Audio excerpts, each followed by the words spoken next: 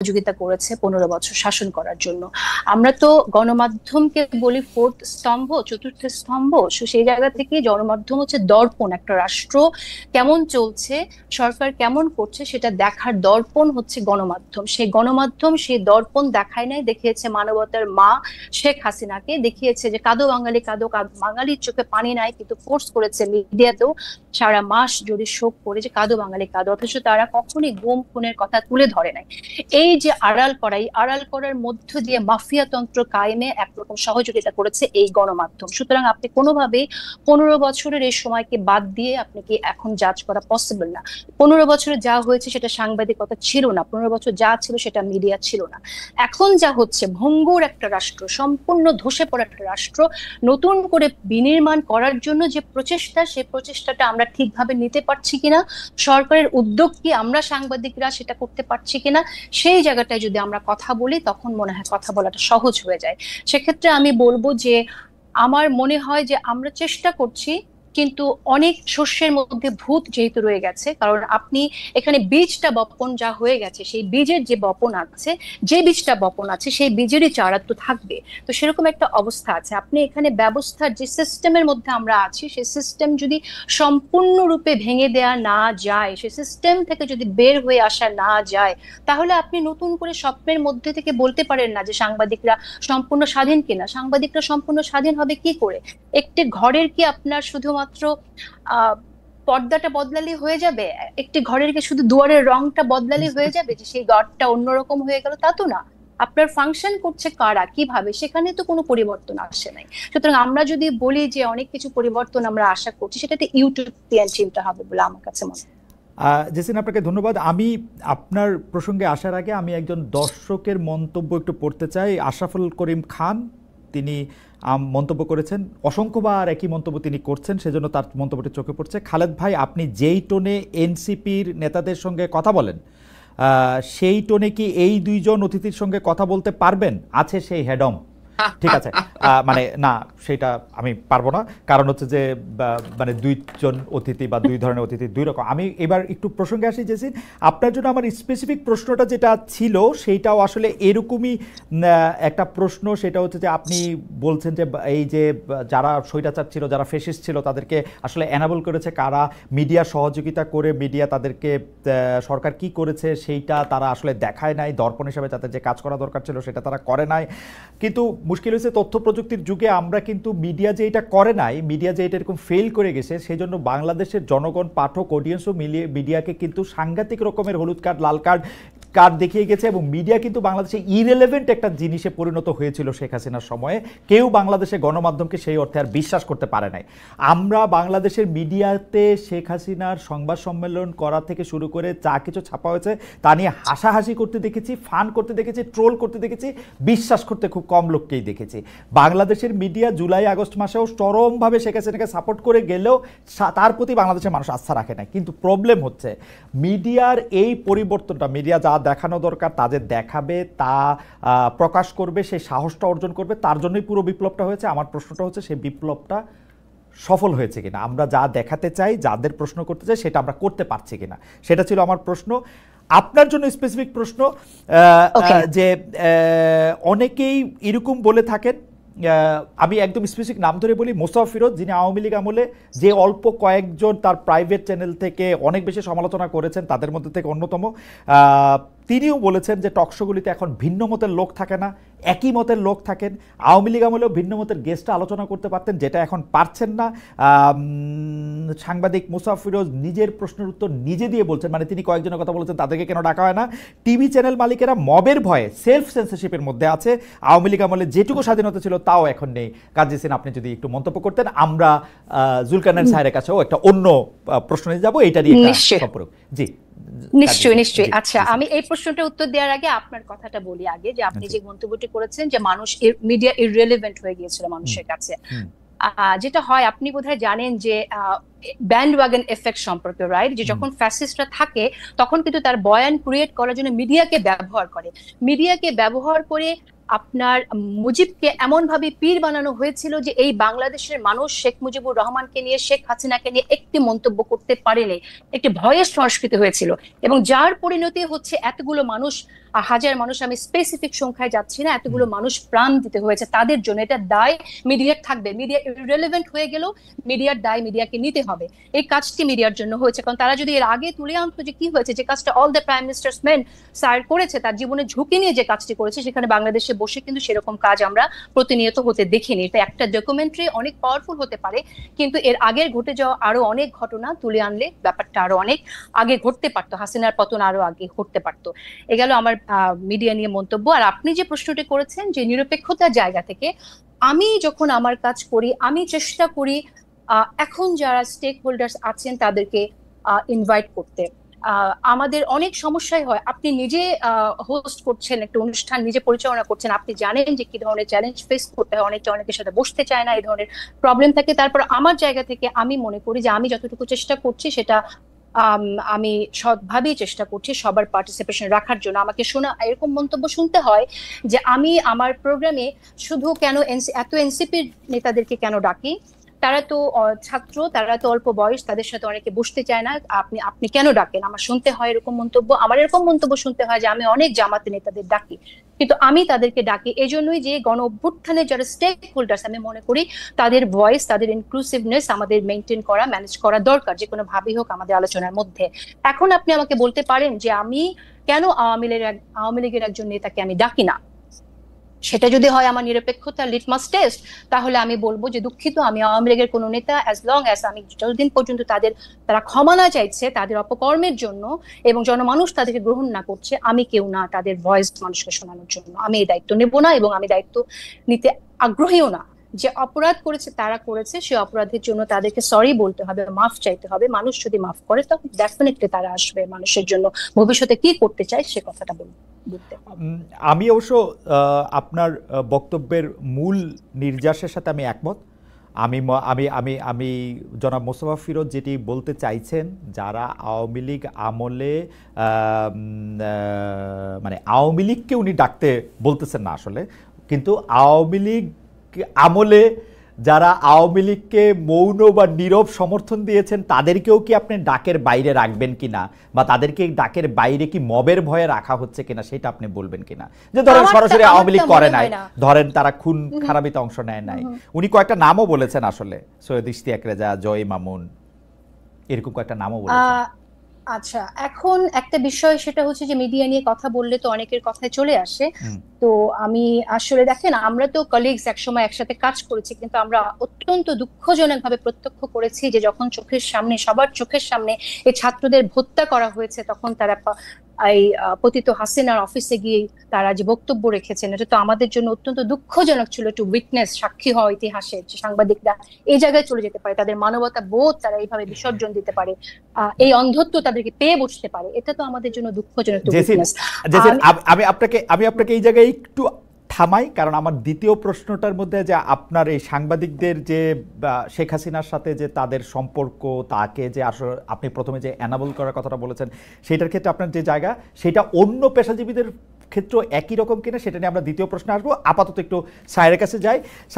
যে স্যার, আপনি একজন পেশাদার সাংবাদিক, আপনার অনুসন্ধানের মাধ্যমে, সোর্সের মাধ্যমে রাষ্ট্রের দুর্নীতি, অসঙ্গতির অনেক ডকুমেন্টস আপনার হাতে আসে, সেগুলি কিছু আপনি নিজের সোশ্যাল মিডিয়াতেও তুলে ধরেন। তার মানে ব্যক্তি আপনার সঙ্গেও একটা সংবাদ মাধ্যমের একটা প্রতিযোগিতা আছে, যে মানে আপনি যেটা আসলে আপনার প্রতিষ্ঠান থেকে তুলে ধরছেন না, এমন অনেক কিছু আপনার ব্যক্তি জায়গা থেকে আপনি এটা তুলে ধরছেন। এই যে আপনার সঙ্গে আপনি সহ অন্য আর যারা এই প্রকাশ করার ক্ষেত্রে নিজস্ব প্ল্যাটফর্ম ব্যবহার করতেছে, সেইটার সঙ্গে কি গণমাধ্যমের একটা প্রতিযোগিতা হইতেছে? এবং এই প্রতিযোগিতাটা কি মানে সম প্রতিযোগিতা, অসম প্রতিযোগিতা? এই প্রতিযোগিতার মধ্যে, কারণ আমি সাংবাদিকতার এতটুকু বুঝি, যা কিছু এডিটেড না তা কিছু জার্নালিজম না। এখন যদি কোনো কিছু মানে এইটা আপনি আসলে কিভাবে আপনি এটা দেখবেন? কারণ অনেক সময় তো এরকমও হইতে পারে, আমি জাস্ট আরেকটা লাইন বলি, অনেক সময় তো এরকমও হইতে পারে যে আপনি হঠাৎ করে ক ব্যক্তিকে খুব অপছন্দ করতে শুরু করলেন। যদি আপনি ক ব্যক্তিকে অপছন্দ করতে শুরু করেন, তখন দেখা যায় যে ধরেন ক আর খ দুইজনের ব্যাপারেই আপনার কাছে তথ্য আছে, আপনি সিলেক্টিভভাবে শুধু ক এর বিরুদ্ধে রিপোর্টটা আপনি প্রকাশ করলেন। এটা হইতে পারে কিনা বা এটা হচ্ছে কিনা এখন? থ্যাংক ইউ খালিদ ভাই। আমার মনে হয় এটা একটা খুবই গুরুত্বপূর্ণ প্রশ্ন আপনি আমাকে করেছেন, এবং এটা উত্তর দেওয়ার জন্য আপনার মাধ্যমে, আপনার থেকে আরো ভালো কোনো মাধ্যম হয়তো আসবে না আমার সামনে, অথবা I don't know, no. Thank you. তো আমার যেই অর্গানাইজেশন আমি কাজ করি, আল জাজিরা মিডিয়া নেটওয়ার্ক, এখান থেকে আমি আমার যে ডেস্ক, আমি যে বিষয়ে কাজ করি তা হচ্ছে দক্ষিণ এশিয়া, বাংলাদেশ, মায়ানমার, ভারত, অনেক সময় আরো অন্যান্য প্রজেক্টও আমাকে কাজে লাগানো হয়। বাট যেহেতু আমি বাংলাদেশ থেকে আসছি এবং বাংলাদেশের বিষয়ক সাংবাদিকতা করেই আমার এই পথে যাত্রা শুরু, তো অবশ্যই ন্যাচারালি বাংলাদেশের বিভিন্ন নিউজের প্রতি আমার আগ্রহ অনেক বেশি থাকে। আর লোকজন যেহেতু আমাকে চেনে, অনেকেই আমাকে চেনে, বিভিন্ন সেক্টর অনেকে আমাকে চেনে, অনেকে আমার কাছে বিভিন্ন রকমের তথ্য প্রমাণ সহ পাঠিয়ে থাকে। এখন ন্যাচারালি আমার আল জাজিরাতে কোনো বাংলা ডিভিশন নাই, এবং এখানে আপনার বিভিন্ন রকম নিউজের আমাদের কাছে আসতে থাকে প্রতিনিয়ত, এবং বাংলাদেশ কেন্দ্রিক নিউজই সবসময় করা সম্ভব না। এটা এটা এটা এটা বেশ অসম্ভব একটা বিষয় আর কি। আর ডকুমেন্টারি করতে অথবা একটা নিউজ স্টোরি করতে আমাদের সময় লাগে, অনেক অনেক বেটিং লাগে। তারপরেও আমি যখনই সময় পেয়েছি, আমি আল জাজিরা ছাড়াও অন্যান্য মাধ্যমেও আমার রিপোর্ট আমি করেছি। নেত্র নিউজের জন্য করেছি, ওসিসিআরপির জন্য করেছি, দ্য টাইমসের জন্য করেছি, হারেসের জন্য করেছি, এরকম আরো অনেকের জন্যই আমি রিপোর্ট করেছি। বাংলাদেশের মানব জমিনের জন্য কয়েকটা রিপোর্ট আমি লিখে দিয়েছি। বাট যেটা হয় সেটা হচ্ছে যে আমার কাছে যা আসে, আমার পক্ষে এগুলা যেহেতু বাংলাদেশের কোনো পত্রিকা গ্রহণ করতে রাজি হয় না, এখন কেন তারা রাজি হয় না সেটা একটা বেশ বড় প্রশ্ন। কারণ আমি অনেক সময় জিজ্ঞেস করেছি, অনেকের এডিটরের সাথে আমার কথা হয়েছে, তারা বলেছে যে মালিক ঝামেলা করতে পারে, মালিক পছন্দ করবে না, অথবা সরকার আমাদেরকে চাপ দিতে পারে, চাপ দিয়ে নিউজ তুলে নিবে, অনেক প্রবলেম করতে পারে, আমাদের হয়তো ওয়েবসাইট ডাউন করে দিবে, আমাদের জার্নালিস্টকে ভয় দেখাবে। তো আমার কাছ থেকে আসা রিপোর্ট এখনো পর্যন্ত অনেকেই বেশ ভয় পান আর কি। আমার আমার মনে হয় একটা আতঙ্কে থাকেন যে আমার নামে অ্যাফিলিয়েটেড হয়ে গেলে কোনো না কোনো ভাবে যদি তারা ক্ষতিগ্রস্ত হন। কারণ আমার অনেক রিপোর্ট হয়তো অনেকের বিপক্ষে গেছে, অনেকে এটার দ্বারা ক্ষতিগ্রস্ত হয়েছেন, অনেকে কিছু একটা হয়েছে, like somehow some people goat affected, এবং তারা কোনো না কোনো ভাবে বিভিন্ন পত্রিকা, মিডিয়া হাউসের সাথে সম্পৃক্ত। তো আমার প্রেজেন্স থাকলে তারা মনক্ষুণ্ণ হবেন। তো আমি যেটা করি, যেগুলো বেশি গুরুত্বপূর্ণ, একেবারেই যেগুলো বেশি গুরুত্বপূর্ণ, যেগুলো যাওয়া উচিত মানুষের কাছে, আমি নিজেই একটু সময় বের করে ওই সেই রিপোর্ট গুলা অথবা সেই ডকুমেন্ট যা কিছু আসে একটু যাচাই বাছাই করি। আর আমার তো অবশ্যই বাংলাদেশে একটা নিজস্ব কিছু লোকজন আছে যারা আমার জন্য এই ফ্যাক্ট চেক গুলা করেন অথবা খোঁজ নেন, বিভিন্ন দপ্তরে গিয়ে আপনার সত্যতা ভেরিফিকেশন করে আসেন। তো সেই মেকানিজমটা আমার আছে, বাট আমি ওটা সামনে আনতে চাই না, বিকজ আই ডোন্ট ওয়ান্ট না টু না রিস্ক না না, দ্যাট মাচ। আপনি অবশ্যই সামনে তো আনবেন না স্যার, আপনি তাকে প্রোটেক্ট করতেই হবে। আমার অবশ্যই, আমার মানে এবং এক লাইনে এবং যেটা, সেগুলো আমি আচ্ছা, এডিট করেই হ্যাঁ, নর্মালি প্রকাশ করে থাকি। আর আমার মনে হয় যে আমি ফেসবুকে যেটা করি এটা আসলে সাংবাদিকতা না, আমি তো ফেসবুক সাংবাদিকতা করতে আসি নাই। আচ্ছা, আর আমার সাংবাদিকতা অন্য জায়গাতে হয়, যেটা আমার কাছে আসে, এটা আমার কাছে চলে আসে তথ্য, এবং আমার মনে হয় যে মানুষের জানা প্রয়োজন, পিপল শুড নো, আমি শেয়ার করে দেই। আমি আমি শুধু সাংবাদিকতার একজন মানে ছাত্র হিসাবে জি। আমি আপনার কাছ থেকে এটা জানতে চাইবো যে ধরেন আপনি ফেসবুকেরটাকে আপনি সাংবাদিকতা বলতেছেন না, কিন্তু আপনাকে যখন মানে আরও 15-20 বছর পরে যখন কন্টেন্ট অ্যানালাইসিস করে আমাদের সময়টাকে ধরা হবে, তখন আপনি অবশ্যই একটা গুরুত্বপূর্ণ চ্যাপ্টার হিসাবে থাকবেন। তখন আপনার এগুলিকে আসলে কি হিসাবে ধরা হবে? কারণ আমি আপনাকে ঘটনাটাও বলি, তাহলে আপনি বুঝতে পারবেন। আপনি যখন উপদেষ্টা আসিফ মাহমুদ সজীব ভুঁইয়ার এয়ারপোর্ট থেকে বেরিয়ে আসাটার ওই ভিডিও যখন আপনি প্রকাশ করলেন, তখন এই উপদেষ্টা কিন্তু প্রশ্ন তুলেছেন যে রাষ্ট্রের গোপন ও বিশেষায়িত স্পর্শকাতর তথ্য, অর্থাৎ এয়ারপোর্টের সিসি ক্যামেরার তথ্য যদি আপনার কাছে চলে যায়, তার মানে আপনার তো বিভিন্ন জায়গায় বিভিন্ন মানুষজনও আছে, এবং সেইটার ক্ষেত্রে আপনি একটা পিক অ্যান্ড চুজ করতেছেন। আসিফ মাহমুদ সজীব ভুঁইয়াকে আপনি দেখতে পারেন না, এনসিপিকে আপনি অপছন্দ করেন, সেই জন্য এটা সঙ্গে সঙ্গে আপনি দিয়ে দিচ্ছেন। কিন্তু বিএনপির কেউ হইলে, আমি কথার কথা করছি, বা জামাতের কেউ হইলে সেইটা আপনি দিতেন না। ব্যাপারটা কি একটা মানে একটা অসম জায়গা তৈরি করতেছে কিনা? ব্যাপারটা মোটেও অসম জায়গা তৈরি করতেছে না, এবং আপনি একটা বেশ মজার একটা একটা একটা একটা চ্যাপ্টার নিয়ে আসছেন। I will go back to the before one, যেটা বলতেছিলাম যে আজ থেকে 15-20 বছর পরে গেলে যখন এগুলো নিয়ে আলোচনা হবে, if I am alive or not, তখন এগুলো কি হিসেবে গণ্য হবে? তখন এগুলো এই হিসেবে গণ্য হবে যে বাংলাদেশের সাংবাদিকতা করাটা এতটাই ভীতিকর ছিল যে সাংবাদিকরা অমুক সাংবাদিকের জুলকারনাইন সায়ের খানের রিপোর্ট নিত না, এই লোককে বাধ্য হয়ে অনলাইনে রিপোর্ট প্রকাশ করে দিতে হইতো। এটা এডিটেড বলেন, র বলেন, হোয়াট এভার ইট ইজ। তো অবস্থাটা এতটাই একটা ভীতির সিচুয়েশন আমাদের মধ্যে ক্রিয়েট হয়েছিল। আর আমি তো এর আগেও জন্য আজিজের যে এয়ারলাইনের ভিতরে থাকা ফুটেজ ক্যাপচার করে নিয়ে আসছিলাম। ইসরায়েলির যে মোসাদের যে আউটপোস্ট হাঙ্গেরি, দুটোর মধ্যে ঢুকে গিয়ে মোসাদের যে টেকনিক্যাল ম্যানুয়াল স্পাইওয়ারের, সেটারও ছবি তুলে নিয়ে আসছিলাম। সেগুলো তো স্পর্শকাতর জায়গায় ছিল, এবং সেগুলো তো আমি পাবলিক ইন্টারেস্টের জন্যই করেছি, অনুসন্ধানী সাংবাদিকতার জন্যই করেছি। আসিফের সাথে আমার তো ব্যক্তিগত কোনো দ্বন্দ্ব নাই, আমি ওরা ভালো করে চিনিও না, কখনো কথা হয় নাই। এবং এনসিপির প্রতি আমার কি আছে না আছে, আমার মনে হয় সেটা এনসিপির দুই একটা লিডার খুব ভালো করেই বলতে পারবে। তারা ভালো করেই জানে যে তাদের কোন জিনিস আমার সামনে আসার পরেও আমি তাদেরকে একটা দ্বিতীয় সুযোগ দিয়েছি, এটা তারা জানে। কিন্তু এই দ্বিতীয় সুযোগটা আমি বিএনপি অথবা জামাত হলে দিতাম না, এবং দিই না নর্মালি। সো আমার মনে হয় যে ওরা এখনো বেশ তরুণ বয়সে তরুণ। তারপরে আপনার কোনো বায়াস কারো এগেইনস্টে বা কারো পক্ষে এরকম কোনো বায়াস আপনি ভুল কাজ করবেন, চুরি করবেন, দুর্নীতি করবেন, ধরা পড়বেন, সামনে আসবে, আমার কাছে আসবে, আমি আপনাকে শেয়ার করে দিব। সেটা আপনার সোশ্যাল মিডিয়া পোস্টিং এর ক্ষেত্রে আপনি কোনো বায়াস থেকে কোনো কিছু করতেছেন এরকম আপনার মনে হয় না? না, never never, I will never do that. আপনি যদি কোনো কিছু একটা অপরাধ পান কোথাও, আপনি আমার কাছে যদি এসে বলেন, এটা যদি কোনো বিশেষ ব্যক্তির বিরুদ্ধে যায়, এতে তো আমার কোনো কিছু যায় আসতেছে না। আমার তো কোনো মাস্টার নাই, তাই না? Like I don't consider anyone as my master or anyone as my boss or anything like that. আচ্ছা, আমি আবার একটু আসবো আপনার কাছে। আপনার ব্যক্তিগত পছন্দ অপছন্দগুলি, বা আপনার সব মানুষেরই ব্যক্তিগত পছন্দ অপছন্দ থাকে, আপনার প্রতি ব্যবহার দিয়েও আপনি আসলে অনেক সময় আলোড়িত হইতে পারেন, সেইটার ক্ষেত্রে আপনি কি করেন সেটা নিয়ে আমি আরেকটা প্রশ্ন করতে আসবো। আমি একটু জেসিনের কাছে আসি। জেসিন, আপনি সাংবাদিকদের কথা দিয়ে আপনার সাথে শুরু করতেছিলেন, বিগত প্রেক্ষাপট আপনি তুলে ধরেছেন, এবং দর্শকরাও আপনার কথা অনেকেই অনেক বেশি পছন্দ করেছেন। আমি যে বিষয়টি শুধু আপনার সামনে আনতে চাই, যে বিগত 15 বছরের ফ্যাসিস্ট আমলে খালি তো এইটা হয় নাই যে সাংবাদিকরা এরকম করছে, আপনি অন্য পেশাজীবীদের ক্ষেত্রে যদি আমি বলি, সব ক্ষেত্রে তো এরকম হয়েছে। আমরা আমলাদেরকে দেখছি, আমরা বিচারকদেরকে দেখছি কেউ পায়ে ধরে সালাম করতেছেন, আমলাদেরকে দেখছি যে তারা ধরে নিয়ে আসতে বললে বাইধা নিয়ে আসতেছেন, তারা অতিরিক্ত যেটাকে বলে হচ্ছে মানে যাইছে তাই করতেছেন। ব্যবসায়ীদের ক্ষেত্রে কেউ কেউ কবিতা বলতেছেন, গান বলতেছেন, প্রথম নাকি শেষ কি কি জানি, কেউ কেউ এরকম বলতেছেন কার ঘাড়ে কয়টা মাথা, যে শেখ হাসিনা ডাক দিলে যাবে না বলতেছেন। তাদের প্রতি তো আপনার এত কষ্ট, এত বিতৃষ্ণা, এত বিরক্তি দেখি না। সাংবাদিকরাই কেন, মানে আপনার এত বিরক্তির মূলে তাদেরকেই কেন আপনি এনবলার বলবেন, যেখানে আমরা দেখতে পাচ্ছিলাম যে তাদের তো এত বড় ক্ষমতা ছিল না। আমি আমি আমি ব্যাপারটা এরকম বলি যে তেলবাজি যে করছে, এবং তেলবাজি করতে করতে যে এইটাকে মোসাহিবির চূড়ান্ত সীমাও যে অতিক্রম করছে, এতেও আমার কোনো আপত্তি নাই। কিন্তু এইটাকে কি ফৌজদারি অপরাধের আওতায় আনার সুযোগ আছে? আমরা কিন্তু দেখতে পাই যে অনেকেই হত্যাকাণ্ডের মামলার আসামি, আমরা কিন্তু অনেকেই দেখতে পাই যে তারা একেবারে অপাঙ্ক্ত এবং অন্য কিছুতে পরিণত হচ্ছে। এটা আমাদের সাংবাদিকতার স্বাধীনতার জন্য বা স্বাধীন সাংবাদিকতার জন্য ভালো হচ্ছে কিনা? জি। আচ্ছা, প্রথমত আমরা কথা বলছিলাম গণমাধ্যম নিয়ে, মিডিয়া নিয়ে, যে কারণেই আসলে সাংবাদিকদের মিডিয়া নিয়ে কথা হয়েছে, সাংবাদিকদের ভূমিকা নিয়ে কথা হয়েছে।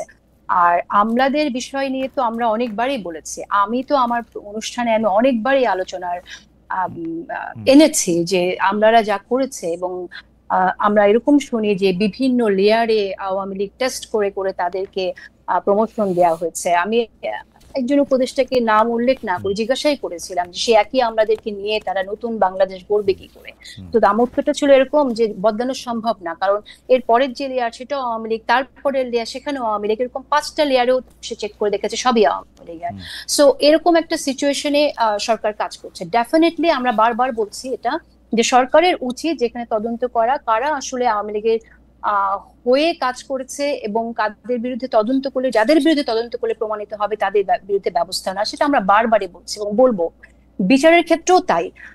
এটা আমরা দেখেছি কিছু পরিবর্তন এসেছে, নতুন বিচারক নিয়োগ করা হয়েছে, এবং যারা বিচার ব্যবস্থার দায়িত্বে আছেন, আইন উপদেষ্টা আছেন, অ্যাটর্নি জেনারেল আছেন, তারা এই কাজটা করছেন বলে জানি।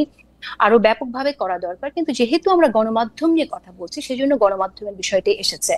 আপনি একটা বললেন যে এটা তো ফৌজদারি অপরাধ না, ফৌজদারি অপরাধ কিনা সেটা আপনি বলতে পারেন না। আপনি নিজে যদিও আইন নিয়ে আপনার বিশেষ জ্ঞান আছে বলে আমি জানি, তারপরও আমি বলছি, কারণ আমরা যদি ইতিহাসের দিকে দেখি তাহলে রুয়ান্ডাতে কি হয়েছে, হুতুরা যে গণহত্যা চালিয়েছে তুৎসিদের উপরে, সেখানে হুতুরা কিন্তু একইভাবে মিডিয়াকে ব্যবহার করছে। বাংলাদেশে যেরকম শেখ হাসিনা সরকার মিডিয়াকে ব্যবহার করেছে যে একটা একটা শিবির ধর, ধইরা ধইরা জবাই কর, বিএনপি হলেই ছাত্র দল হলেই ধরে ধরে জেলে ভর মার।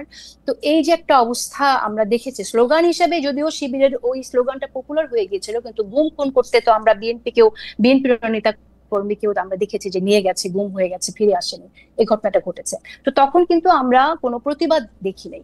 তো সেম যেটা আমি রেফারেন্স দিচ্ছিলাম, রুয়ান্ডাতে কিন্তু একই ঘটনা ঘটলো, এবং রুয়ান্ডাতে আপনার হুতুকে কি বলবো সমর্থন যোগানোর জন্য, তাদের প্রোপাগান্ডাকে সমর্থন যোগানোর জন্য সেখানে RTLM নামে একটি রেডিও স্টেশন ছিল, সেই রেডিও স্টেশনের মালিকের কিন্তু মৃত্যুদণ্ড হয়েছিল, যে শুধুমাত্র এই প্রোপাগান্ডা ছড়ানোর জন্য। এবং তার ওখানে যে কথাটা বলেছিল যে আমরা শুনতে পেয়েছি সেখান থেকে এরকম বাণী দেয়া হয়েছে সেই রেডিও থেকে, go clean, the grave is not yet fulfilled.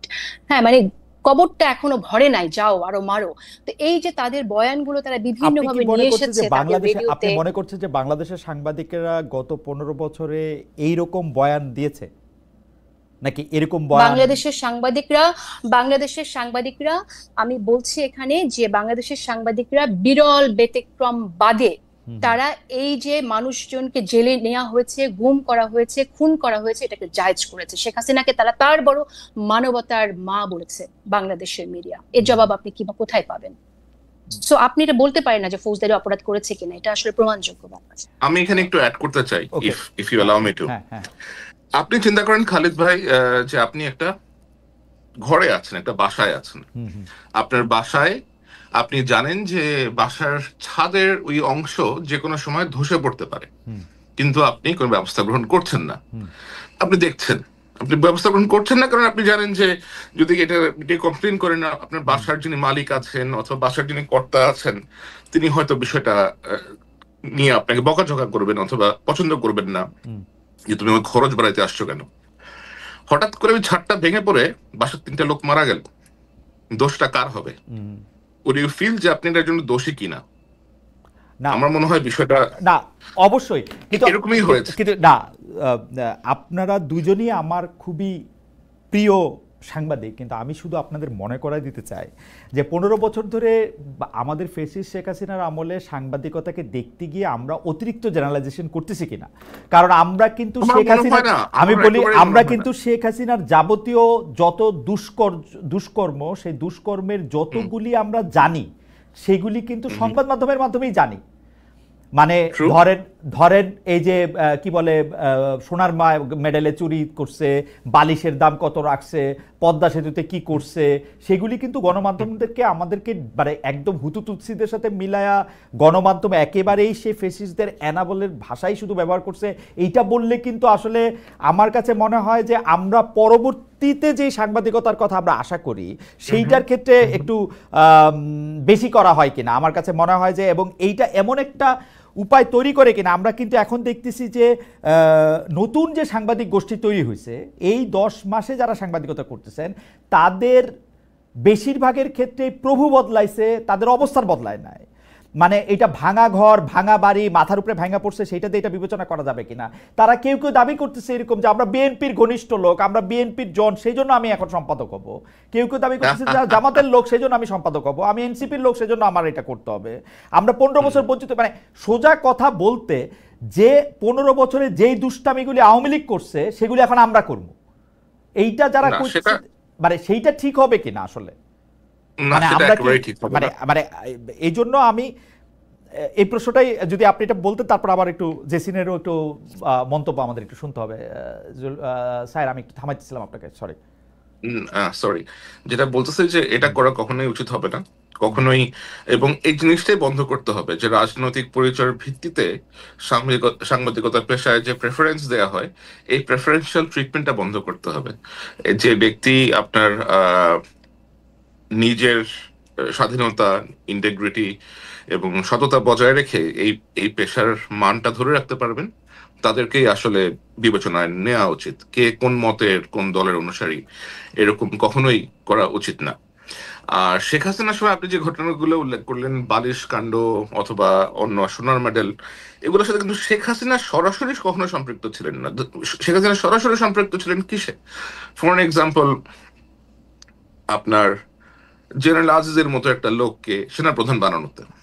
আমাদের দেশে সাংবাদিকরা রিপোর্ট করতে পারতো যে ওরকম পৌরসভা ইউনিয়নের চেয়ারম্যানের ভাই মার্ডারার তমিজউদ্দিন, সরি, অথবা মার্ডারার ক খ এরকম জেল থেকে মুক্তি পাইছে, এবং সে এখন স্যার আপনি কিন্তু খেয়াল করলে দেখবেন যে জেনারেল আজিজকে ধরেন বাংলাদেশে সাংবাদিকতা করতে হইলে তো আসলে আপনাকে মানে এরকম একটা দেশ, যে দেশের মধ্যে আপনি তো আসলে যে অভিযুক্ত তার সঙ্গে আপনি কথা বলতে হবে, সেই অভিযুক্তের সঙ্গে আপনি কথা বলতে পারতেছেন, আপনার রিপোর্ট তৈরি হচ্ছে না। কিন্তু আপনি পত্রপত্রিকায় কিন্তু দেখবেন এই জোসেফ হারিসের কথা কিন্তু মানে অসংখ্যবার পত্রপত্রিকায় ছাপা হয়েছে। আপনি দেখবেন যে মানে বিভিন্ন ছুতা নাতায় কিন্তু ছাপা হয়েছে। এমনকি আমরা যে জার্মানি থেকে জেনারেল আজিজের ইন্টারভিউ করছি, কতগুলি প্রশ্ন, যেহেতু তার উত্তর প্রশ্ন সবগুলি ভয়ঙ্কর ছিল, তার উত্তর মানে তার 4 বার চাকরি চলে যাওয়া উচিত শুধু এই উত্তর দেওয়ার জন্যই, বা ফৌজদারি অপরাধ হওয়া উচিত, সেগুলি কিন্তু আবার সে ছাপানো হয়েছিল পত্রপত্রিকাগুলিতে। মানে যখনই গণমাধ্যম মিনিমাম সুযোগ পাইছে সেগুলি কিন্তু ব্যবহার করা হয়েছে। শেখ হাসিনার বিরুদ্ধে অভিযোগের ক্ষেত্রে আমি বলে দিই, এস আলমের ঘটনাটাতে শেখ হাসিনা যখন স্টেপ ইন করলো তখন কিন্তু পত্রপত্রিকাগুলি একটা বড় ভূমিকা পালন করছে শেখ হাসিনার এইটা উন্মোচন করার জন্য। আপনি দেখবেন জুলাই আগস্টের মধ্যে উনি যখন এই ভয়ঙ্কর সিদ্ধান্তগুলি নিতেছে, সবগুলি পত্রপত্রিকা বা বেশিরভাগ পত্রপত্রিকা কিন্তু দাঁড়াইতেছে তার এগেনস্টে, জনমত তৈরি করার জন্যই দাঁড়াইতেছে, যখন সুযোগ পাচ্ছে তখন কিন্তু দাঁড়াইতেছে। এই ডিউ ক্রেডিটটা আমরা দিমু কিনা সেইটার হচ্ছে কথা, মানে নাকি আমরা এখন দেখেন আপনি যে 2014 সালে একটা ইলেকশন হয়েছে, আমাদের 2018 সালে যে একটা ইলেকশন হয়েছে, সেই ইলেকশন করার সময় গণমাধ্যম আসলে কতটা স্ট্রং ভূমিকা রেখেছিল সেটা কিন্তু আমরা দেখি নাই। হ্যাঁ, কিছু যখন একটা আওয়াজ তুলছি, যখন জিনিসটা সামনে চলে আসছে, তাও আমাদের মতো আপনার যারা দেশের বাইরে ছিল এদের হাত ধরে, তখন জিনিসটা নিয়ে আপনার আলাপ আলোচনা করা সহজ ইজি হয়ে গেছে, because somebody has brought it to the light. But deliberately নিজের থেকে, যেমন ধরেন এসালমের নিয়ে যে এত কাণ্ড হলো, এসালমের মাধ্যমে যে ইসলামী ব্যাংকটা দখল করা হয়েছে রাষ্ট্রীয় আপনার গোয়েন্দা সংস্থা ব্যবহার করে, এটা তো প্রথমে রিপোর্ট করেছে আপনার দ্য ইকোনমিস্ট। এরপরে দেশের কয়েকটা পত্রিকা তাও চেষ্টা করেছে, কিছু জায়গা থেকে নিউজটাকে নামিয়ে নেওয়া হয়েছে। যেমন বিএনপির সালাউদ্দিন সাহেব, ওনাকে দেশের একটি সংস্থার র্যাব নিয়ে গিয়ে তাকে পিক করে আপনার বর্ডারের অপর সাইডে গিয়ে ছেড়ে দিয়ে আসছি। একটা পত্রিকা ছাড়া, নিউ এজ ছাড়া, সাংবাদিক মুক্তাদির রশিদ এবং ডেভিড বার্গম্যান ছাড়া এটা নিয়ে এত এক্সটেন্সিভ রিপোর্ট আর কেউ করতে পারে নাই। ডেভিড বার্গম্যানের পক্ষে বাংলাদেশে থাকা পসিবল হয় না, মুক্তাদির রশিদকেও বিভিন্ন জায়গাতে ডেকে নিয়ে গিয়ে হেনস্থা করা হয়েছে। সুতরাং আপনি যদি বলেন যে সবাই রাইট কাজটা করছে, সবাই আসলে কাজটা করে না। আপনি আরেকটা জিনিস খালেদ বের চিন্তা করেন যে আমাদের দেশের পপুলেশন হচ্ছে 180 কোটি। 180 কোটি দেশের জনসংখ্যার মধ্যে থেকে 180 মিলিয়ন, লাইক 18 কোটি। 18 কোটি মানুষের মধ্যে আপনি দেখবেন যে আপনি হাতে গুনতে পারবেন অ্যাকচুয়ালি 20 থেকে 25টার মতো হয়তো সাংবাদিক আছে যারা গত 15 বছরে এক এক্সাক্ট কাজটা করার চেষ্টা করেছে, সামহাও দেশে থেকে হোক দেশে বাইরে থেকে হোক। এই যে হাজার হাজার সাংবাদিক রেজিস্টার্ড আছে আপনার, এই ইউনিয়ন ডিআরইউ বলেন, কত কমপক্ষে 100টার মতো ইউনিয়ন আছে। এরা কি কাজটা করছে সংঘবদ্ধভাবে? এডিটরস গিল্ড বলেন, এডিটরস এই বলেন, প্রতিটা সংগঠন আমরা এটা একদম মুখস্থ বলতে পারি যে এবারে যারা সংগঠন করে করছে তাদের প্রধান কাজই ছিল সরকার প্রধানকে আসলে, যেটিকে আমরা তেলবাজি বলতেছি, ওইখানে গিয়ে আপনি মা, আপনি বাবা, আপনি আমাদের সব, আপনি আমাদের সোনামণি, এগুলা কি সাংবাদিকদের ভাষা হওয়া উচিত? না, একেবারে উচিত না, একেবারে উচিত না। আমি এই ব্যাপারে আপনার সাথে শতভাগ একমত। আমি একটু কাজে যেছি, এবং এই ফোরামগুলো যদি স্ট্রং হইতো, এই ফোরামগুলোর যদি একটা শক্ত পদক্ষেপ নিত, তাহলে তো আর এরকম হতো না। ফোরামগুলো যদি সাংবাদিকদের মধ্যে সাহসের সঞ্চার করার চেষ্টা করতো, রাইট, তাহলে তো আর নিশ্চয়ই এমন হতো না। আপনি ডিজিটাল সিকিউরিটি কেস দিতে পারেন একটা সাংবাদিকের নামে, আপনি 1000 সাংবাদিকের নাম দিতে পারবেন ডিজিটাল সিকিউরিটি কেস একসাথে, সেটা আপনি করতে পারবেন। আচ্ছা, এটাতে একটু কাজী সিনের মন্তব্য একটু শুনি। আমাকে যদি মনে হইতে থাকে, আমি একটু মাঝখানে বলে দিই, মানে দর্শকরা তো এত দ্রুত অনেক সময় সিদ্ধান্ত চলে আসে না, এবং বিভিন্ন জায়গা থেকে কেটে কেটে এটার মধ্যে বলেন। আমার কিন্তু মনে হয় গত 15 বছরে আমরা সবচেয়ে বেশি যে জায়গায় ফেল করছি সেই জায়গাটার নাম সাংবাদিকতা। সাংবাদিকদেরকে যদি আমি পরীক্ষার খাতা দেখতে নাম্বার দিতাম, আমি 10-এ অন্য সাবজেক্টে নাম্বার কেটে দিতাম, মানে শূন্য তো দিতামই। আমার স্যার যেমন আমি অঙ্ক কম পারতাম বলে সেটাতে তো শূন্য দিত, ইংরেজি থেকেও 2 নাম্বার কেটে দিত, ওরকম অন্য জায়গা থেকেও আমি 2 নাম্বার কেটে দিতাম। আমার অবস্থান সেটা। কিন্তু ঘটনা হচ্ছে বর্তমানে আমরা যে সাংবাদিকতার যে জায়গাটাতে আসি সেই জায়গাটা থেকেও যদি একটু বলেন যে এইটারই ধারাবাহিকতায় আর কি আমার অবস্থান। কিন্তু মানে আমি কিন্তু আপনাদের সাথে একদম একমত, সাংবাদিকতা আমাদের ব্যর্থতা নিয়ে, সম্মিলিত ব্যর্থতা নিয়ে আমি একদম একমত।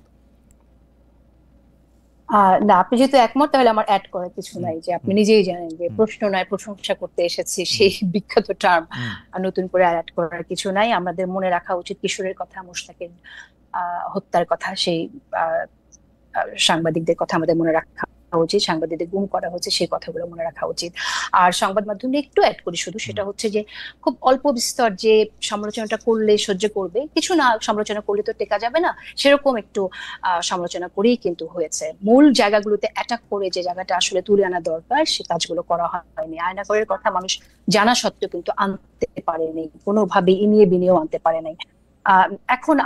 এখন সাংবাদিকতার কথা যদি বলি যে আমরা আসলে এখন কেমন আছি, আমার তো মনে হয় যে মূল জায়গাটাই তো নষ্ট হয়ে গেছে। তো মূল জায়গাটা যখন নষ্ট হয়ে গেছে, এটা ঢেলে সাজানো ছাড়া তো সুপারফিশিয়াল যাই হবে সুপারফিশিয়াল। আপনি উপর থেকে একজন ব্যক্তি পরিবর্তন হলে, দুজন ব্যক্তি পরিবর্তন হলেই তো হবে না, পুরো সিস্টেমটাই তো করাপ্ট।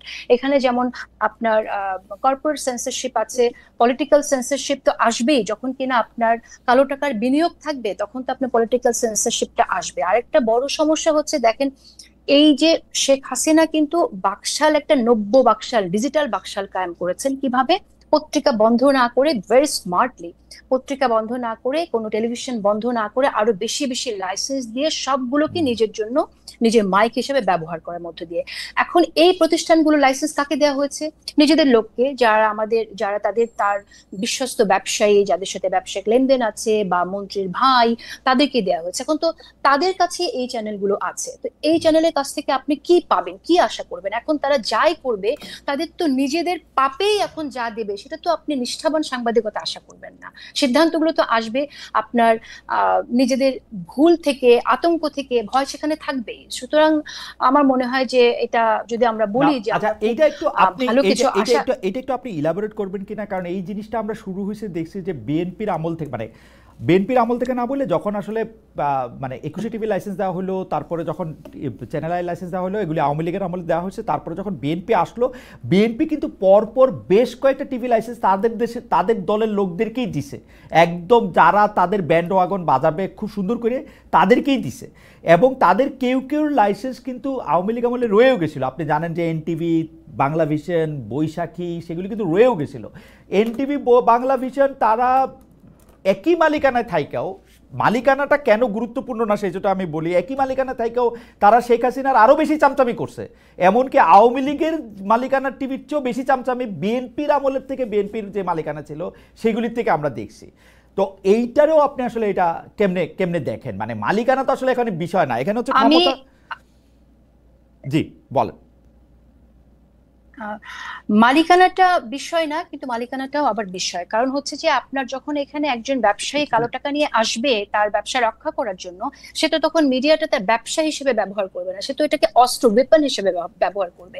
সুতরাং এখানে মালিকানাটা ব্যাপার। আপনি আর যে চ্যানেলের কথা বললেন, প্রত্যেকটা চ্যানেল, যেমন আমি বাংলাভিশনের কথা নিয়ে এসেছেন, বাংলাভিশন চ্যানেলটা কিন্তু আমার জন্য যে পরিমাণ তারা নিয়েছে, টেনশন নিয়েছে, চ্যানেলটা বন্ধ হয়ে যেত যদি, আমাকে তো তারা টানা একটা বছর থ্রেট দিয়েছে শো বন্ধ করার জন্য, তাদের পক্ষে কথা বলার জন্য। যখন আমি কোনোভাবেই রাজি হই নাই, তখন কিন্তু তারা চ্যানেলটা বন্ধ করে দিত, শুধুমাত্র চ্যানেলটা বাঁচানোর জন্য শেষ পর্যন্ত আমার শোটা স্যাক্রিফাইস বন্ধ করে দিতে হয়েছে, এবং আমি দিয়েছি সেটা সেই সময়। সুতরাং এরপরে তারা টিকে থাকার জন্য কি করেছে, আমি আমি এত মানে সূক্ষ্মভাবে অবজার্ভ করিনি তখন কি করেছে, কিন্তু ডেফিনেটলি প্রতিবাদ করা উচিত ছিল। আমি আবারও বলবো যে একজন প্রতিবাদ করলেই, আসলে এক জায়গা থেকে প্রতিবাদ করলেই হয়, শুরু হয়ে যায়। কারণ সবাই যদি একই জায়গায় যেতে থাকে তখন কিন্তু মানুষ, মানে আমার কাছে শাসকরা আর ওই কাজটা করতে পারে না, ঐক্যবদ্ধ হয়ে থাকা। আমার মনে হয় যে আপনার বক্তব্যের সাথে আমি একমত, কিন্তু আমার অভিজ্ঞতাটা যেহেতু একটু আলাদা, সেজন্য আমি বলি যে আমি এরকম শুনতাম যে ডিজিএফআই উমুককে নিতে মানা করছে, আমি নাম ধরে বলি কারণ এগুলো সব ইউটিউবে আছে, যে আসিফ নজরুলকে নিতে মানা করছে, সায়ন্তকে নিতে মানা করছে। আমি যেইটা শুনতাম মানা করছে, বাজারে গিয়া ওই লোককেই আমি নিতাম, ওই লোককে আমার অনুষ্ঠানে ডাকতাম, ওইখানেই তার সাথে আমি কথা বলতাম। আমি জীবনে কোনোদিন ডিজিএফআই আমাকে কোনো ফোন করে নাই, জীবনে কোনোদিন। আমাকে কোনোদিন আমার কোনো মালিক আমাকে জীবনে কোনোদিন বলে নাই যে তুমি এই অনুষ্ঠানগুলিতে ইউটিউবে আসে, আমারে কোনোদিন বলে নাই যে এইটা তুমি করতে পারবা না। সো আমি এটা না, মানে এইটা আমি, মানে আমি এটা কি বলবো, আপনার আপনার তাহলে শক্তি অনেক বেশি ছিল, সেই তুলনায় আমি হয়তো অনেক দুর্বল আমি জানি না, ছিলাম। আমি কিন্তু একজনকে আমি একবার জানি না মানে আমি নিশ্চয়ই আমি দুর্বল ছিলাম, কারণ হচ্ছে আমি একটু বলি এখানে, সেটা হ্যাঁ হচ্ছে আমার যখন কোনো কাজ নাই, আমি মাসের পর মাস বছরের পর বছর এখানে যাই সেখানে যাই আমাকে একটা কাজ দেওয়ার জন্য, তখন আমি একজনকে বলেছিলাম যে সে তো বলতে পারে, আমি একটু বললে তাদের সমস্যা কি, তখন বলেছে তার শক্তি অন্য জায়গায়। এই হুম। কথাটা কিন্তু আমি শুনেছিলাম, আমি এর নাম উল্লেখ করছি না, না, সুতরাং আমার আমি শক্তির বলছি কথা না আমি যে জানি না। এখন আমার শক্তি বলতে আমি হয়তো এটা বুঝি হ্যাঁ যে কোথাও না কোথাও আমার কোনোদিনই কোনো সরকারের কাছে গিয়ে চা কফি খাইতে হয় নাই, আমারে কোনোদিন ডিজিএফআই ইফতারে গিয়ে বসে থাকতে হয় নাই। আমার শক্তির জায়গা আমি বুঝি যে আমার একটা থানার ওসি বদলানোর ক্ষমতা ছিল না, ওইটাই আমার শক্তি। দ্যাটস ওয়াই আমি কোনোদিন আচ্ছা যেহেতু না পাওয়ারফুল না ছিলাম না, ওসি সেহেতু আমি কোনোদিন পাওয়ারহীনও ওসি হই নাই আর কি, এইটা আমি আচ্ছা বুঝি। ওসি ওসি বদলানোর শক্তি ছিল কিনা সেই জায়গাটায় আমি আমরা না প্রেস যাই, ক্লাবে গেলে এই কারণ গল্প হচ্ছে যে শুনতাম যে মানে আমরা সাংবাদিকরা ফোন করলে নাকি ওসি বদলায় যায়। আমি প্রেস ক্লাবে গিয়ে এরকম গল্প আমিও শুনতাম। শুনেছি, আমিও শুনেছি, কিন্তু সেই প্র্যাকটিসটা কোনোদিন আমিও করিনি, কখনোই না। সো ওটা বলতে চাইছি না, আমি হুম। বলতে চাই যেটা, যে সত্যতার সাথে যদি সাংবাদিকতা কেউ করতে চায় তাহলে সে করতেই পারে, কিন্তু তার পাশে মানুষকে থাকতে হয়, প্রতিষ্ঠানকেও থাকতে হয়, সেটা আমি পাশে প্রতিষ্ঠানে পাইনি। থাকাটা খুব সেই জরুরি, জায়গা থেকে প্রতিষ্ঠানে থাকাটা খুব জরুরি। জরুরি, সেটা খুবই জরুরি, এবং প্রতিষ্ঠানের যদি মালিক হয় আরো পাওয়ারফুল, তখন তার শক্তিটা হয়ে যায় আরো বেশি। হয়তো সেটা আমার ছিল না, সেজন্য আমি হয়তো পারি না। আর আমি আমি আমি আর যে আর টেলিভিশনে আপনি কাজ করতাম, সেই টেলিভিশনের মালিক ছিলেন সালমান এফ রহমান। আমি সেজন্য আমি আপনার পাওয়ার অনেক না বেশি না ছিল সেটা মনে হয়। আমি সালমান এফ রহমান, আপনাদের মনে আছে 2018 সালে তিনি একজন ফরেস্ট কুকসন বোধহয় একজন জরিপকারী আমেরিকান একজনকে ডেকে এনে তিনি একটা জরিপ করালেন, যেখানে দেখা গেল আওয়ামী লীগের সাংঘাতিক ভালো সম্ভাবনা, 200 নাকি 250 আসন পাবে 2018 ইলেকশনে। আমি ফরেস্ট কুকসনকে ডাইকে আমার টেলিভিশনে কিন্তু জিজ্ঞেস করতেছিলাম যে আপনি যে সালমান এফ রহমানের টাকা নিয়ে এটা করলেন, এটা যে একটা কনফ্লিক্ট অফ ইন্টারেস্ট হয়েছে, কারণ উনি এখন ইলেকশন করতেছেন, এটা কি আপনি বোঝেন? That I could do. ওনার উনার এখন উনার এখন এখন এখন খালেদ ভাই, নাও হ্যাঁ I will have to step in. হ্যাঁ আমি তো শুনলাম এতক্ষণ হুম সালমান এফ রহমান কে actually, what he does. Okay, হুম তার কাজটা কি? He is a power broker.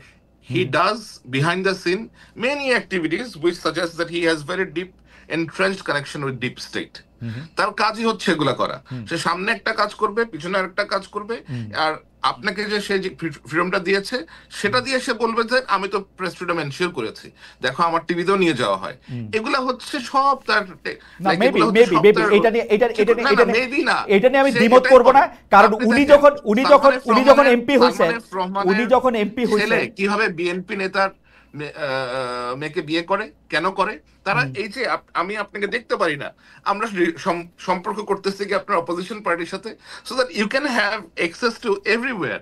এবং এভাবে কিন্তু এই ব্যক্তিগুলো এভাবে এই কার্ডগুলা খেলে আসছে বছরের পর বছর। মেবি আপনাকে তারা শুধু একজনের পার্সোনালিটি অথবা তার যেই কাজ, সেই কাজে একরকমের কালিমা অর্পণ করার একটা চেষ্টা আর কি, যে একটা কালিমা লেপন করার চেষ্টা করা হয়, পরে যখন সত্যটা বের হয়ে আসে তারপরে তারা নিউজগুলো উইথড্র করে নেয়। এবং এই ধরনের কাজ, এই ধরনের ফটো কার্ড, এই ধরনের উদ্দেশ্য প্রণোদিত ফটো কার্ড, যেমন কিছুদিন আগে দেখলাম আমি যে লিখেছে সার্জিসের বন্ধুর বাসায় 3 বস্তা টাকা পাওয়া গেছে। You go inside the story, it is totally different. এবং আমি দেখলাম যে প্রায় এ ধরনের প্রায় হেডলাইন আসে যেগুলো অত্যন্ত মিসলিডিং, ক্লিক বাই টাইপের আপনার হেডলাইন। যেমন সেদিন দেখলাম যে খালেদা জিয়া এবং তারেক রহমানের জন্য বিশাল বড় সিংহাসনের মতো আসন বানানো হচ্ছে, এটা রিপোর্টটা করেছে প্রথম আলো। তো আমি রিপোর্টের ভেতরে গিয়ে দেখলাম যে এটা কি বিএনপি থেকে করতেছে। আমি দেখলাম যে কোথাকার টেকনাফের ভেতরে কোন এক ইউনিয়নের কোন এক গ্রামের মধ্যে বসে এক বিএনপি নেতা, তার মনে খায়াস হয়েছে যে সে তার পার্টির লিডারদের জন্য এগুলা বানাবে। But the way the headline is created is intended to like create a very distorted narrative যে আচ্ছা বিএনপির লোক তো এখন ক্ষমতাতেই আসে না, এখন বসে বসে এরকম করে চেয়ার বানাইতেছে। আবার আপনি দেখেন যে বেগম খালেদা জিয়াকে যখন তার বাড়ি থেকে উচ্ছেদ করা হয়েছে, ক্যান্টনমেন্টের বাড়ি থেকে, আপনাকে বলেন তো বাংলাদেশের কতগুলা পত্রিকার সম্পাদকরা এটা নিয়ে সম্পাদকীয় লিখেছেন, অথবা কোন রকমের অপেড ছাড়তে অথবা ফলো করে এটা নিয়ে আপনি রিপোর্ট করেছেন। ওই যে এই বৃদ্ধ মহিলার যে সাফারিং ছিল, কালকে পলক নিয়ে গিয়ে আদালতে নাকি কাঁদছে, এটা নিয়ে সবাই রিপোর্ট করছে, পলক আদালতে গিয়ে কাঁদতেছে। তো সে কাঁদতেছে কেন আদালতে গিয়ে? সে কাঁদার মতো কাজ করছে কেন? না আপনার কাছে কি মনে হয় না, আপনার কাছে কি মনে হয় না যে পলক যে আদালতে গিয়ে কাঁদতেছে, এটা যখন সাংবাদিকরা রিপোর্ট করতেছে বা গণমাধ্যমে গুরুত্ব দিয়ে ছাপা হইতেছে, সেটা এই কারণে যে দেখো খুনি ফ্যাসিস্টদের এখনকার অবস্থা দেখো, এটা বোঝানোর জন্য? এটা তো তার খুশি করার জন্য না মনে হয় আমার। আরে, আমি পড়ে তো না, এটাই না, মনে হইলো, আমার পড়ে তো এটাই মনে হইলো যে মানে পলকের কি দুরবস্থা এটা দেখো, যে এই না, হয় তাহলে এই তাহলে হয়। তাহলে লাভটা হইলো কি? একটা হচ্ছে ফ্যাসিস্টের ভয়ে আপনি নতজন হইয়া তখন একজনের একটা বয়স্ক মহিলার কষ্টের কথাটা তুলতে পারলেন না, আর এখন ফ্যাসিস্ট কেন সাফার করতেছে এটারে আপনি ফলো করে দিতেছেন, আবার এটাকে কেউ কেন না, narrative মানে এই তো divert করার এই চেষ্টা হয় মানে করতেছে। দুষ্টের ক্ষয় শিষ্টের জয় এটা দেখানোর জন্য। সেটা তো কেউ লিখে না। এই যে আপনি যে কথাটা এখন বললেন, দুষ্টের ক্ষয় শিষ্টের জয়, কেউ কিন্তু এই শিরোনামটা করে নাই। বলছে যে আদালতে দাঁড়িয়ে অপলোক কাঁদলেন পলক। আরে ভাই তুই এটা লেখ যে পাপের ফসল এখন সে ভোগ করতেছে, এটা লিখে কিন্তু কেউ কিন্তু লেখে নাই। লিখে কিন্তু আমি কিন্তু পড়ি যে খুবই ভিতরে রেয়ারলি, ভিতরে খুবই ভিতরে রেয়ারলি লিখে। ভিতরে টোনটা এটাই থাকে যে এক সময়ের প্রতাপশালী এইসব শব্দটা তো ব্যবহার করে, হ্যাঁ, ওগুলাই মাঝখানে থাকে, ব্যবহার ওগুলাই করে, থাকে, ইন্টারনেট বন্ধ করে 100% দিছিল, এগুলি ব্যবহার করে, আমি দেখছি করে। এক্স্যাক্টলি। আরেকটা হচ্ছে যে ইন্টারনেট যে বন্ধ করছে, ইন্টারনেটটা অ্যাকচুয়ালি কি বন্ধ করছে? ইন্টারনেট কি পলক সাহেব নিজের থেকে ইন্টেনশনালি বন্ধ না। করছে? তারা তো কেউ অর্ডার দিছে। তো তার নামটা আসে না কেন? যে শেখ হাসিনা যে অর্ডার দিছে। এবং আমি এমন বিষয় শুনেছি যে শেখ হাসিনা এটা নিয়ে মজা করতেছেন যে করে তো দিছি বন্ধ, আমার আসার আগে আমি লাইক আমার তো নামাইতে চাই, এরপরে যে সরকার আসবে সে এসে ইন্টারনেট চালু করবে, থাকুক ইন্টারনেট বন্ধ, এরকম কথাবার্তা সে বলছে, রেকর্ডের মধ্যেই বলছে এগুলো সে। ওকে, আমি আমি আমি একটু কাজিয়াসিনের কাছে যাই যে এই যে পাল্টাপাল্টি ফটো কাট করা, ফটো কাটগুলির আবার শেয়ার করা, এই অপতথ্য দিয়ে অপতথ্য মোকাবেলা করার চেষ্টা করা, সেটাকে আপনি কিরকম দেখেন? আর দর্শকরা আপনার কাছে একটু প্রশ্ন করেছেন যে খালেদ আপনি 10-10 দিয়েছেন, কাজী জেসিন আসলে এখনকার সাংবাদিকতাকে কত নম্বর দিবেন এটা তার কাছে জিজ্ঞেস করবেন, আমার কাছেও জানতে চাইছেন। আমি এখন 1-2 দিতে পারি। তারপরে হচ্ছে আমার প্রশ্নটা হচ্ছে যে এই যে সাংবাদিকতার নামে যে অপতথ্য ছড়ানো হচ্ছে, এইটা শুধু এনসিপির নেত্রীদের বিরুদ্ধে নয়, সামগ্রিকভাবে নারী ও শিশুদের নামেও আমরা এগুলি অনেক সময় দেখি, অমর্যাদা অবমাননা করে এটা দেখি। এই অপসাংবাদিকতা প্রতিরোধে কি সাংবাদিক সংগঠন বা সাংবাদিক নেতাদের আমরা সোচ্চার দেখি না কেন? এইটার কারণ কি, মানে এই সরকারের সময় আইসাও, আর এই অপতথ্য দিয়ে অপতথ্য মোকাবেলাকে আপনি কিভাবে দেখেন? না, অপতথ্য দিয়ে তো অপতথ্য মোকাবেলা করা যায় না। অপতথ্য তো একটা মানে কোনোভাবে একসেপ্টেবল না। সে অপতথ্যকে আবার মোকাবেলা করার জন্য আপনি যখন অপতথ্যকেই ব্যবহার করেন তখন তো আসলে অপতথ্যেরই জয় হয়ে যাচ্ছে। এটা অ্যাবসলিউটলি আনএক্সেপ্টেবল। আর আমার মনে হয় যে এখানে আসলে সংবাদ মাধ্যমের ক্ষেত্রে আমি বলবো যে ইউনিয়নে যারা আছেন তাদের আসলে ঐক্যের প্রয়োজন, মানে ঐক্যবদ্ধভাবে কাজ করা প্রয়োজন, যেটা আমার মনে হয় যে এখন আগের চেয়ে একটু হলে দেখা গেলেও তাদের আরো ভাবা উচিত যে গণমাধ্যমে যারা কাজ করছে তাদের সততার সাথে কাজ করার জন্য কি ধরনের এনভায়রনমেন্ট করা দরকার। কারণ গণমাধ্যমে আমরা দেখছি যে বিভিন্ন প্রতিষ্ঠানে বিভিন্ন রকম অবস্থা। আসলে কোনো কোনো প্রতিষ্ঠানে এতই সাংবাদিকরা আছে যারা বিভিন্ন সময় আওয়ামী লীগের অনেকের কাছে সুবিধা নিয়েছে এবং আওয়ামী লীগের পারপাস সার্ভ করেছে, তারা একরকম আতঙ্কের মধ্যে আছে। একটা মানুষ যখন আতঙ্কের মধ্যে থাকবে তখন এরকম একটা কাজ সে কিভাবে সততার সাথে যে কাজটা করতে হয়, নিষ্ঠার সাথে যে কাজটা করতে হয়, সে কিভাবে করবে? সেটা তো প্রবলেমেটিকই হবে। তো ওই জায়গা থেকে আমার মনে হয় যে তাদের এনভায়রনমেন্টটা ক্রিয়েট করা দরকার। যারা আসলে আওয়ামী লীগের সাথে একসময় ছিল তারা যদি অনুতপ্ত হয়ে থাকে এবং তারা যদি আসলে সৎ সাংবাদিকতা করতে হয়, তাদেরও এক ধরনের ট্রেনিং এর মধ্যে দিয়ে যাওয়া আমার মনে হয় নেওয়া প্রয়োজন নতুন করে। সুতরাং সেই জিনিসটা না করে আপনার যে আমি আবারও বলছিলাম সুপারফিশিয়াল কোনো কিছু হলে সে প্রবলেমটা অবশ্যই থাকবে আর কি। আর এই যে যে প্রসঙ্গটা আপনি আনলেন, স্যারও বললো যে সার্জিসের বাসায় কার্ড পাওয়া গেছে, টাকা পাওয়া গেছে, একটা কার্ড দেখলাম আমরা। এরকম কার্ড শুধু এটা না, আপনি অবাক হয়ে যাবেন, আপনি নিশ্চয়ই নিজেও দেখেছেন যে প্রতিষ্ঠিত গণমাধ্যম, জনপ্রিয় গণমাধ্যম গুলোতেও এত বেশি আপনার নিউজ আপলোড করা হচ্ছে, যত দ্রুত আপলোড করা হচ্ছে তত দ্রুত আবার সেটাকে আপনার নামিয়ে ফেলা হচ্ছে, সরিয়ে ফেলা হচ্ছে উইদাউট গিভিং এনি রিজন যে এই কারণে আমরা খবরটা রাখলাম না। এক্স্যাক্টলি। সো এই যে একটা প্রবণতা, এটা অত্যন্ত ব্যাড মেসেজ, এটা খুবই খারাপ একটা মেসেজ দিচ্ছে, এটা আমাদের জন্য অত্যন্ত খারাপ। প্রত্যেকটা প্রতিষ্ঠানে যারা কাজ করছে আমি মনে করি তাদের নিজেদের মধ্যে কথা বলা দরকার যে কেন এই কাজগুলো হচ্ছে, তাদের নীতি ঠিক করা উচিত, সাংবাদিকতার যে নীতি, তাদের যে প্রিন্সিপাল ঠিক করে ট্রেনিং এর মধ্যে দিয়ে নতুন করে তাদের ভাবা উচিত।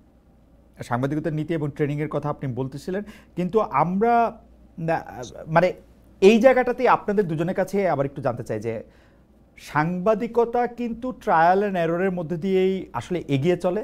যদি সাংবাদিকরা প্রতিদিন একটা করে পরীক্ষা দেয়, সেটা সংবাদ মাধ্যমের ক্ষেত্রে প্রতিদিন, আর যদি মানে ব্রডকাস্ট মিডিয়ার ক্ষেত্রে আপনি দেখেন তাহলে প্রতি ঘন্টায় প্রতি মিনিটে তারা পরীক্ষা দেয়। তারা যদি চুরি করে, বাটপারি করে, বায়াস করে, তাদেরকে কিন্তু জনগণ প্রত্যাখ্যান করে। কিন্তু মানে এই যে সারাক্ষণ ক্ষমতার জায়গা থেকে সাংবাদিকতাকে বা গণমাধ্যমকে সবক দিতে থাকা, আপনারা এটা ঠিক করে নেন নাইলে কিন্তু আপনাদের এই পরিণতি হবে, অমুক 3 জনকে চাকরি থেকে বাদ দিতে হবে, তুমুক জন এটা ভালো করতেছেন, সেইটাকে আপনারা আসলে কেমনভাবে দেখেন? সর্বশেষ একজন উপদেষ্টা এরকম বলছেন, শব্দের খেলাটার ভণ্ডামি কবে বাদ দেবেন আপনারা? প্রথম আলোর একটা রিপোর্ট নিয়ে তারা এই কথা বলেছে, বিবিসি রিপোর্টের অনুবাদটার ক্ষেত্রে কেন এটা অনুমোদন শব্দটা ব্যবহার করা হলো, অর্ডার না, সেই জন্য এরকম বলতেছেন। এইগুলিরে আপনারা আসলে কীভাবে দেখেন? কাজী জসিম যদি একটু বলতেন যে সরাসরিভাবে যে ভাই যদি এই পত্রিকা ভালো না লাগে, এই টেলিভিশন ভালো না লাগে, ইউ বেটার আপনি এটা দেখেন না, আপনি এটা পড়েন না। মানে বাংলাদেশে তো এখন আর ক্ষমতার জায়গা থেকে কেউ আপনাকে এটা করতে বাধ্য করতে পারবে না, সেই জায়গাটা থেকে আপনারা এটা কিভাবে দেখেন যে একটা হুমকি বা? ওকে, এখন আমরা আমরা আসলে এই প্রসঙ্গ বেশ কয়েকবার এটা এসেছে যে সরকারের দিক থেকে কখনো কাউকে এরকম হুমকি দেওয়া হয়েছে কিনা, কারো চাকরিচ্যুতির জন্য, কাউকে সরিয়ে দেওয়ার জন্য কোনো রকম আদেশ বা অর্ডার এরকম ভাবে এসছে কিনা সরকারের দিক থেকে, আমি এটা প্রশ্ন করেছিলাম। আমি কিন্তু উত্তর পেয়েছি যে না, এটা করা হয়নি। এবং আমি এটা তো আমরা জানি যে সরকার কখনোই বলে না হ্যাঁ আমরা এটা করেছি। সো আমি একটু ভেরিফাইও করার চেষ্টা করেছি। আমার কাছে এরকম তথ্য আমি পাইনি যে সরকার থেকে তাদেরকে কাউকে এরকম বলেছে তুমি তাকে স্যাক করো বা এই নিউজটা নামিয়ে ফেলো, এরকমটা আমি এখন পর্যন্ত প্রমাণ পাইনি। কেউ যদি পেয়ে থাকে আমি সাধুবাদ জানাবো আমার সাথে শেয়ার করার জন্য। আর হচ্ছে যে গণমাধ্যমে সরকারের গণমাধ্যমকে কি বলবো, আপনার গণমাধ্যম যে ফ্রিলি কাজ করছে সেটার জন্য একটা ব্যাপার, যেখানে সরকারের সাথে যে সমঝোতাটা হওয়া দরকার। আপনি যে মেসেজটা আপনি আমাকে এখানে দিলেন যে একজন একটি সংবাদ নিয়ে কথা বলেছে, আমার মনে হয় যে এখানে কমিউনিকেশন, কানেকশন একটা ব্যাপার। এমন একটা সময় আমরা আছি যে আপনার ভারতীয় যে মিডিয়া সেটা বাংলাদেশের বিরুদ্ধে নানান রকম প্রোপাগান্ডামূলক নিউজ করছে। এবং আপনি এখানে আমি একটু উল্লেখ করি, আমার উপর প্রধানতম ক্ষোভ ছিল যে ভারতের সাথে যে চুক্তিগুলো হয়েছিল টিপাই মুখ থেকে শুরু করে সেই সময়, সেগুলো নিয়ে আমি অনেক বেশি কথা বলতাম, আমার প্রোগ্রামে অনেক অ্যানালাইসিস করতাম। এবং সেই সময়টা আমি এরকমও শুনেছি যে অনেকে যারা কিনা এখানে ভালো জায়গায় যেতে চায় তারা ভারতের নীতি নির্ধারকদের সাথে ভালো যোগাযোগ রাখে। তো এই সাংবাদিকদেরই কিন্তু উত্তরসূরিরা এখনো রয়ে গেছে। সুতরাং সরকারের জায়গা থেকে সংশয়ের একটা জায়গা থাকতে পারে। তো আমি মনে করি যে ওইটা যদি হয় তাহলে স্বাধীনতা তো অপার স্বাধীনতা তো আমরা কেউ চাই না। আমরা তো এমন স্বাধীনতা চাই না যেটা আমার সার্বভৌমত্বকে, আমার নতুন বাংলাদেশ বিনির্মাণকে ক্ষতিগ্রস্ত করবে। সেই জায়গা থেকে আমার মনে হয় ট্রাস্টের রিলেশনশিপটা খুব দরকার। আচ্ছা, ওকে, আমি আপনার কাছে আসবো আবার। জনাব জুলকারনাইন স্যার, আপনি যদি একটু বলতেন যে বিভিন্ন মহল থেকে ঠিক হুমকির সুরে, ধমকির সুরে, আমার অসুবিধা নাই, কারণ আমি মনে করি জার্নালিজম করতে গেলে আপনাকে লোকে খুব প্রেমপত্র পাঠাবে, খুব ভালোবাসার কথা বলবে, এরকম নাই হওয়ার কথা। আপনাকে রেগে রেগেই কথা বলার কথা, আপনি কতটা হজম করতে পারেন সেইটাই হচ্ছে আপনার দেখার জিনিস। আমি মোটেও মাইন্ড করি না। আসিফ মাহমুদ সজীব ভাই এরকমই বলবে, শব্দের খেলার ভণ্ডামিটা কবে বাদ দেবেন আপনারা। জুলকারনাইন স্যার এরকমই বলবে, প্রথম আলো একটা খুব বাজে পত্রিকা, বাজেভাবে এটা করছে, আমার এতে কোনো অসুবিধা নাই। কিন্তু আপনি এটাকে কিভাবে দেখেন? অনেক ক্ষেত্রে গণমাধ্যম নিজে খুব একটা ইন্টিমিডেটেড জায়গায় চলে যায় আর কি, সেলফ সেন্সরশিপের নাম করেও। আচ্ছা, জুলকারনাইন স্যার কখনো বলেন প্রথম আলো একটা খারাপ পত্রিকা। আমি বলেছি যে প্রথম আলো ন্যারেটিভ টুইস্ট করার চেষ্টা করে, ন্যারেটিভ অন্যভাবে বানানোর চেষ্টা করে, বেশি খারাপ হইলো না, অসুবিধা নাই, খারাপ হইলো গেলানোর চেষ্টা করে, এবং এটা তারা প্রায় করে, এবং এটা তারা এখনই প্রথম করছে না, এটা তারা অনেকদিন ধরেই করছে। আসিফ যদি বলে থাকে যে শব্দের খেলা, আমার মনে হয় তার এই পার্টিকুলার টেক্সটটা ওয়াজ নট এন্টায়ারলি রং। কারণ শেখ হাসিনা যেখানে বলেছে যে আমি অর্ডার দিয়ে দিছি, এটাকে তো আপনার পারমিশন বলে গা বাঁচানোর কোনো বিষয় না। পারমিশন হচ্ছে আমি তোমাকে অনুমতি দিছি, একটা আপনি করতে পারেন, নাও করতে পারেন, চয়েস ইজ ইয়ার্স। বাট যখন আপনি কাউকে অর্ডার দেন, being the commander in chief অথবা being the head of the ministry of defence, আপনি যখন অর্ডার পাস করেন, that is something people has to carry out in the street. তো আপনি সেটাকে ওইভাবে কনভে করে যাবেন। এবং বিবিসি বাংলার, এখন আমি কি বলবো, আমাদের কিছুদিন একটা একটা একটা একটা অনুষ্ঠান হয়েছে আমাদের লাইক আল জাজিরা থেকেই, you should watch that. এখানে একটা ইভেন্ট হয়েছিল ইউকেতে, গ্লাসটনবেরি নামে একটা ফাংশন হয়েছিল এখানে, আপনার কনসার্ট ইভেন্টের মতো। The way they have twisted the entire narrative did send a very wrong message, and আমাদের ওই প্রোগ্রামে এটা বেশ ভালো করে তুলে ধরা হয়েছিল। So I don't want to take that avenue, I don't want to criticize them for anything, but এই ধরনের choice of words is not correct. আপনি সঠিকভাবে ইন্টারপ্রেট করবেন, যেটা ইংরেজিতে আছে সেটাকে বাংলাতে সঠিকভাবে ইন্টারপ্রেট করবেন, যেটা বাংলায় আছে সেটাকে ইংরেজিতে আপনি আবার কারেক্টলি করবেন। স্যার আমার একটা জিজ্ঞাসা আছে, সেটা হলো যে সাংবাদিকতা আমরা অনেকগুলিকে মেলাফাইডি মিস্টেক বলি, অনেকগুলি বোনাফাইডি মিস্টেক বলি। আপনি কি এটাকে মেলাফাইডি বা ইন্টেনশনাল মিস্টেক বলতে চান? মেলাফাইডি মিস্টেক অবশ্যই, আপনি বলতে চান যে মানে বিবিসি বাংলাদেশে সবাই শুনতেছে, অসংখ্যবার পরিচয় হয়েছে, সে মেলাফাইডি করে সেই অর্ডারকে অনুমোদন বলছে, আপনার কাছে এরকম মনে হচ্ছে? এরকম অবশ্যই করেছে তারা। আপনি যদি বিবিসি বাংলার গত সরকারের সময়কার রিপোর্ট গুলা দেখেন, এখনো জি, এই সরকারের সময় তারা এমন অনেক কিছুই করেছে ওকে। যা আমার মনে হয় ওয়াজ নট ভেরি কারেক্ট। মানে আপনার এগুলি বোনাফাইডি মিস্টেক না, রাইট? এগুলি মেলাফাইডি না, মনে হচ্ছে আপনার কাছে? অবশ্যই না, আচ্ছা, অবশ্যই না, অবশ্যই না। ইন্টেনশনালি অনেক কিছু তারা করেছে। ওকে। এটা শুধু বিবিসি বাংলা একা না, আপনার পূর্বের যে কর্মস্থল আছে ডয়চে ওয়েল বাংলা, হুম ওইখানেও অনেক সময় আমরা লক্ষ্য করেছি যে এরকম মিস্টেক হুম হয়েছে। হুম ওকে। ওটা হয়তো আপনার ইয়েতে হয় নাই, বাট হ্যাঁ। মিস্টেক হয়েছে। না মিস্টেক না এখন না না, তারা এটা গণমাধ্যমে কোন কাজ করলে, ইন্টেনশন নিয়ে গণমাধ্যমে করেছে। কাজ করলে মিস্টেক তো হইবই, কি মানে সেইটা তো, না, সেটা তো মিস্টেক সেটা হচ্ছে তো ভাই, একটা আপনি স্বাভাবিক। বানানের ভুল করেন মানুষের নামের। আপনার আচ্ছা, নামের নাম আরেকটা নাম সায়েরকে আপনি বলছেন না। চায়ের লেখেন, চ দিয়ে লেখেন, হ্যাঁ দন্তস্বর পরিবর্তে আপনি ওটা চ হ্যাঁ দিয়ে লেখেন। হ্যাঁ। কিন্তু আপনি যদি বলেন যে সায়ের বাসা থেকে নিচে গেছে, হুম আপনি যদি বলেন যে সায়ের বাসা থেকে নিচে গিয়ে দেখছে যে সে ওখানে গিয়ে বসে বসে বিড়ি টানতেছে, রাইট। আমি তো বাসা থেকে নিচে গেছি, এখন যদি আপনি সিদ্ধান্ত না, নিয়েই রাইট নেন যে আমি রাইট বিড়ি টানতেছি, রাইট রাইট এটা তো হইলো না। রাইট। না, এটাতে আমি আপনার সাথে একমত। আমি জেসিনের কাছে থেকে শুরু করতে চাই, যেটি আসলে আপনাদের দুজনের কাছে প্রশ্ন। জেসিন, আমি কিন্তু খেয়াল করেছি যে সে সময় আসলেই আসলেই এই প্রশ্নগুলিতে আওয়ামী লীগ সরকার সবচেয়ে বেশি বিব্রত হতো। আন্তর্জাতিক চুক্তি, অর্থাৎ আন্তর্জাতিক চুক্তি বলতে তো এর সিংহভাগ বা 95% বা 97% চুক্তি ভারতের সঙ্গে হয়েছে। সেই ভারতের সঙ্গে চুক্তিগুলির ব্যাপারে সেগুলি আসলে জনগণের সামনে প্রকাশ করতে চাইতো না, এর জন্য আমাদের সাথে কি আছে সেটা দেখাতে চাইতো না, বা আমরা দেখতে পারতাম না। আরও যোগ্য সাংবাদিকরা নিশ্চয়ই পারতেন, আমরা পারতাম না, আমরা চেষ্টা করে যা, এবং প্রশ্ন করলেই তারা রাগ হয়ে যেত, মানে আমরা এই সেই এগুলি বলতো। কিন্তু আমার প্রশ্ন, এই 10 মাসেও কি সরকারের কাছে একই প্রশ্ন আমরা করতে পেরেছি যে সেই চুক্তিগুলি কোথায়, সেই চুক্তিগুলি বাতিল করা হলো না কেন, সেই চুক্তিগুলি আমাদের সামনে কেন আনা হলো না, সেই চুক্তিগুলি আমরা বরং উল্টা দিতেছি, ভারত একতরফাভাবে আমাদের সাথে চুক্তির পর চুক্তি বাতিল করে যাচ্ছে, আমরা কেন সেটা বাতিল দেখছি না? আমি একটু জেসিনের মন্তব্য শুনবো, একটু জুলকারনাইন সাহেব থেকেও জানতে চাইবো যে জুলকারনাইন সাহেব অনুসন্ধানীমূলক সাংবাদিক, আমরা একটু জানতে চাইবো যে আসলে আমরা এমন কোন কোন চুক্তি করে রেখেছি যেগুলো আসলে এই সরকার সামনে আনতে দিচ্ছে না বা দেখাচ্ছে না আমাদের। আমি আগে জেসিনকে একটু শুনি। জি, কাজী জেসিন। আচ্ছা, প্রথমেই বলি যে প্রশ্ন আমি করেছি হুম যে এই চুক্তিগুলো কবে আমরা হুম। জানবো, কি কি জানতে চুক্তি পেরেছেন কি আছে, মানে? সেটা আসলে জি আহ, প্রশ্নের উত্তর পেয়েছি, যেটা হুম তদন্ত কমিটি করা হয়েছে, তারা কাজ করছে এবং এটা আমরা জানতে পারবো। হুম কিন্তু এটা তো আপনিও জানেন, আমরা সবাই জানি যে এখনো পর্যন্ত কোনো তদন্ত রিপোর্ট আমরা সামনে পাইনি যে কি ধরনের আসলে চুক্তি হয়েছে ভারতের সাথে, এবং সেই চুক্তিগুলো কতটা আমাদের দেশের স্বার্থ বিরোধী, এবং কোন কোন চুক্তি আসলে আন্তর্জাতিক কোর্টে নিয়ে আমরা সেখান থেকে বের হয়ে আসার উদ্যোগ নিতে পারি, এবং সেই উদ্যোগগুলো কবে নেবে। এই প্রশ্নগুলো উত্তর আমরা পাইনি।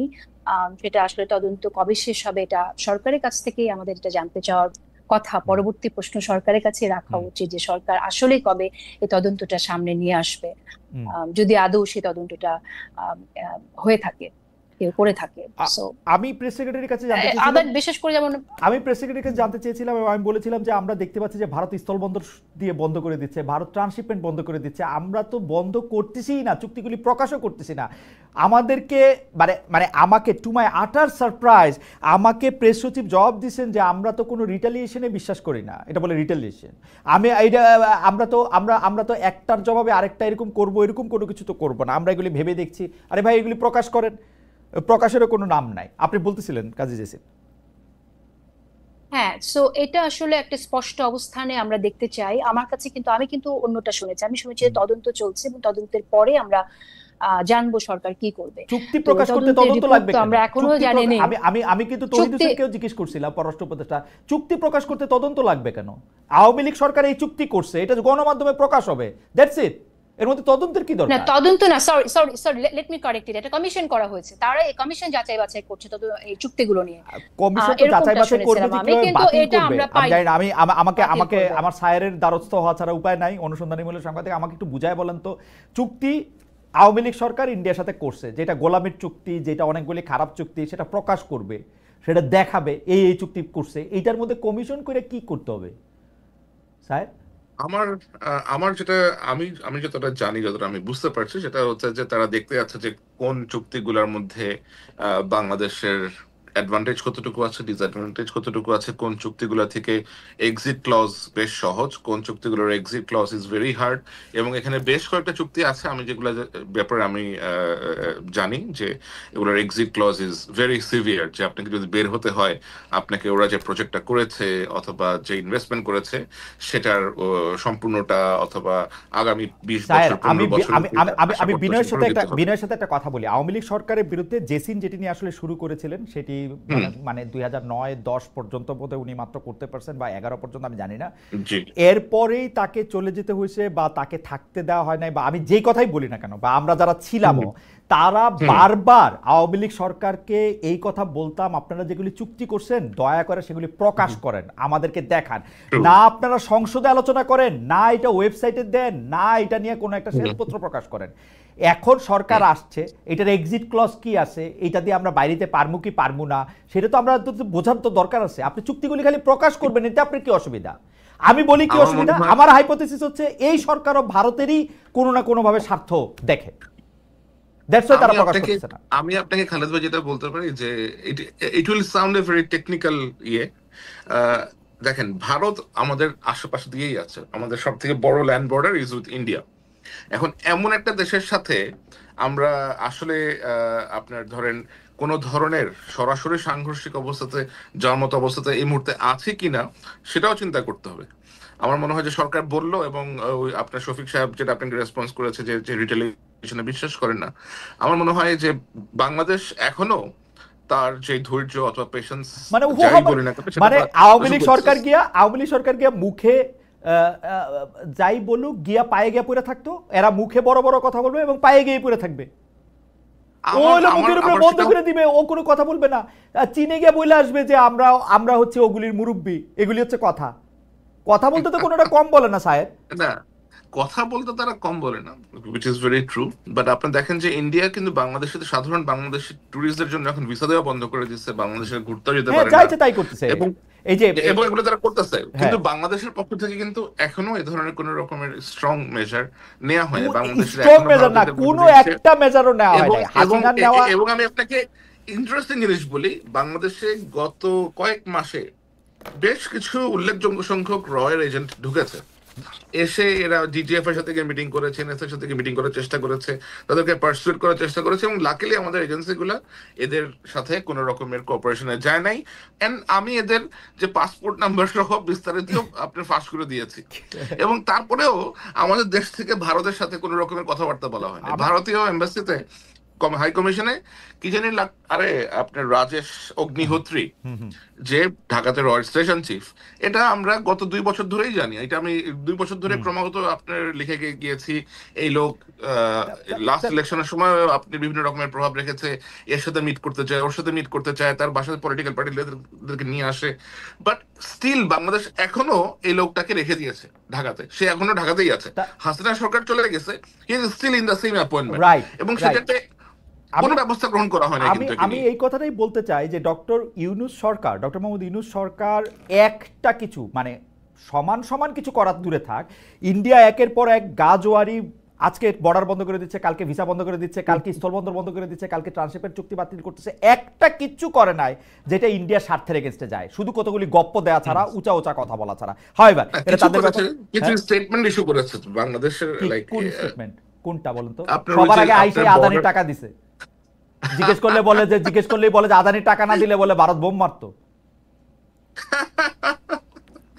সবার আগে আইসা এগুলি করছে, এগুলি আমাদের ভাই। যাই হোক, হাওয়ার লাস্ট প্রসঙ্গে আসি। এইটা আসলে এইটা আমরা যে ইয়াকে দিয়ে শুরু করি, জেসিনকে দিয়ে শুরু করি, আমরা সায়েরকে দিয়ে শেষ করব। সেটা হচ্ছে যে মানে বর্তমানে বাংলাদেশে, মানে আমি বেশিরভাগ সময় একটু ভবিষ্যতের কথা ভাবি, যে পরে যখন কন্টেন্ট অ্যানালিসিস করে গণমাধ্যমের কাজগুলি দেখা হবে তখন সেটা আসলে কী দেখা হবে। যেমন মনে করেন বাংলাদেশের গণমাধ্যম রাষ্ট্রপতি সংক্রান্ত সকল সংবাদ এড়ায়া চলে, কিন্তু বড় একটা খবর হইলো কয়েকদিন আগে যে রাষ্ট্রপতি প্রথমবারের মতো 10 মাসে প্রথমবারের মতো বঙ্গভবন ছেড়ে বাইরে হয়ে আসা সেনা ইয়াতে আসছেন পিজিআর এর অনুষ্ঠানে। সেই খবরটাও আসলে খুব বেশি পরিমাণে আমরা মানে বাসসে দেখি নাই, বিটিভিতে দেখি নাই, ইয়াতে দেখি নাই। এইটা আসলে কিভাবে বিবেচনা করা হবে? মানে এটা কি স্বাধীনতা, মানে আমরা ওকে দেখতে পারি না অথচ ও প্রেসিডেন্ট, মানে এটা কেমনে দেখা হবে? আপনাদের দুজন কিভাবে দেখেন আসলে, মানে এইটা কিভাবে আপনারা যদি একটু সাহায্য করতে পারেন। আমি প্রশ্নটা কয়েনও করতে পারি না, আমার খালি মনে আছে যে প্রেসিডেন্ট একজন আছে যারে আমরা আবার খুব বেশি প্রেসিডেন্ট মনে করি না, মহামান্যটা অমান্য তো বলিই না, তার খবরও দেই না, কিন্তু তিনি আবার প্রেসিডেন্ট আছেন, তারে আবার আমরা সরাইতেছি না। মানে এটা কিরকম আসলে, এবং গণমাধ্যমের দৃষ্টিতে এটা কিরকম, যদি জেসিন আগে বলেন। গণমাধ্যমের কাজ তো হচ্ছে আসলে তথ্য সামনে আনা। তো প্রেসিডেন্ট একটা প্রোগ্রামে গেছেন এবং তিনি এই এতদিন পর প্রথম একটি প্রোগ্রামে গেছেন, সেটা তো একটা অবশ্যই আমাদের কাছে তো নিউজ তো একটা মানে অ্যাসেট, তাই না? সুতরাং সেটা কাভার করবে সবাই, সেটাই স্বাভাবিক। এবং সেটা যদি কেউ না করে থাকে তাহলে সেটা আমার মনে হয় যে তারা একরকম পক্ষপাতিত্বের এখানে, বা পক্ষপাতিত্ব ঠিক শব্দটা এখানে অ্যাপ্রোপ্রিয়েট হবে না, আমার মনে হয় যে ইমোশনালি তারা হয়তো জিনিসটাকে একসেপ্ট করতে পারে না যে এখনো পর্যন্ত তিনি, যিনি কিনা সাবেক পতিত প্রধানমন্ত্রী শেখ হাসিনা পাঁচ হয়ে সালাম করেছিলেন, তিনি এখন সালাম করতে চেয়েছিলেন, তিনি বলেছিলেন যে সালাম করার জন্য পাচ্ছি না প্রধানমন্ত্রীকে, প্রধানমন্ত্রী আমার সালাম নিচ্ছেন না, রাইট। তো একটা দৃশ্য আমরা ওরকম দেখেছিলাম। তো এটা হয়তো ইমোশনালি তার জন্য ডিফিকাল্ট, যদি কেউ দায়িত্ব থেকে এটা মানে কোনো সংবাদ মাধ্যমের দায়িত্বে আছেন কিন্তু এই নিউজটাকে অ্যাপ্রোপ্রিয়েটলি কভার করলেন না, সেটা একটা কারণ হতে পারে। তবে আমরা তো নিউজ, এটাকে আমি মনে করবো এটা গুরুত্বপূর্ণ নিউজ, এতদিন পর তিনি আসলেন, সেটাও তো একটা গুরুত্বপূর্ণ মেসেজ। এটার পেছনের আরো অনেক কিছু। স্যার আছে, স্যার আরো ভালো বলতে পারবেন। না, স্যারের সাথে আমি এটা প্রশ্নের সাথে একটু যোগ করতে চাই, এইটা দিয়ে তাহলে আমরা আসলে জেসিনকে দিয়ে অনুষ্ঠান শেষ করব। স্যারের সাথে আমি যেটা যোগ করতে চাই সেই যোগের প্রসঙ্গে আসলে একটু জেসিন বলবেন। স্যার, আপনি প্রেসিডেন্টের প্রসঙ্গটা একটু বলবেন, এবং খুবই ইনসিডেন্টালি সেই প্রেসিডেন্টকে দাওয়াত দিয়েছেন সেনাপ্রধান জেনারেল ওয়াকারুজ্জামান। আপনাকে এইভাবে ব্র্যান্ড করা হয়, আপনি হচ্ছেন জেনারেল ওয়াকারুজ্জামানের লোক, এবং আপনি এবং জেনারেল ওয়াকারুজ্জামান একটি স্বাধীন বাংলাদেশ ঘোষণা করেছেন, যারা আসলে ইউনূস সাহেবের অধীনেও না, প্রেসিডেন্টের অধীনেও না, তারা তাদের যা ইচ্ছা হয় তারা তা করেন। এই কথাটাকে আসলে ঠিক কিনা? এবং খুবই আশ্চর্যজনকভাবে ডিজিএফআই এর কোনো দোষের দায়ে চাপানো হয় সেনাপ্রধানের উপরে, যদিও সেনাপ্রধানের আন্ডারে ডিজিএফআই না, ডিজিএফআই সরাসরি ডক্টর মোহাম্মদ ইউনূসের আন্ডারে। একটু আপনি যদি একটু বলতেন যে সেনাপ্রধানের দাওয়াতে বা সেনাপ্রধান যেখানে উপস্থিত ছিলেন, সেনাবাহিনীতে রাষ্ট্রপতি গেছেন, সেইটা কি একটা আলাদা দেশ কিনা, আলাদা জায়গা কিনা, মানে ডক্টর ইউনূসের আয়ত্তের বাইরের কিনা এটা, এবং সংবাদ মাধ্যমে না আসাটাকে কেমনে দেখেন? এখন দেশে যে একটা প্রেসিডেন্ট আছে, আমার কাছে তো আসলে like I don't see his existence anywhere actually. আমার তো মাঝে মাঝে মনে হয় যে সে আসলেও কেউ আছে কিনা, বাট শুনি যে আছে। এখন দেশের প্রেসিডেন্ট যদি সেনার প্রধানের বাসাতে যায়, এটা তো মনে হয়, আমি ঠিক জানি না, ক্যান্টনমেন্টে গেছে, বাসায় যায়, ক্যান্টনমেন্টে গিয়ে থাকে। এখন সে তার চিকিৎসা করাতে গেছে নাকি কি কারণে গেছে, আমি আসলে এই জিনিসটার বিষয়ে মাত্রই লাইক আজকে এখন শুনলাম যে সে কবে গেছে।